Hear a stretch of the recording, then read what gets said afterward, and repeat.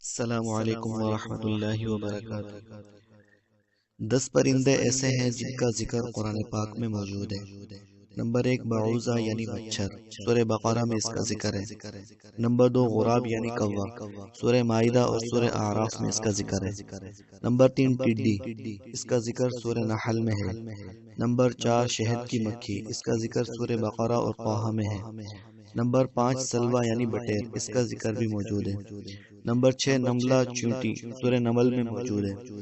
Number 7 ہدہد، یہ بھی سورہ نمل میں اس کا ذکر ہے۔ نمبر 8 ذباب مکھی، سورہ حج میں اس کا ذکر ہے۔ نمبر 9 فراش یعنی پروانہ، سورہ قارعہ میں اس کا ذکر ہے۔ نمبر 10 ابابیل، سورہ فیل میں اس کا ذکر ہے۔ ناظرین، ہماری ویڈیوز اچھی لگیں تو ان کو لائک کیجئے، شیئر کیجئے اور ہمارا چینل ہمارا دین اسلام کو سبسکرائب کیجئے اور بیل آئیکن کو دبائیے تاکہ نئی آنے والی معلوماتی ویڈیوز آپ کو ملتی رہیں۔ السلام علیکم ورحمۃ اللہ۔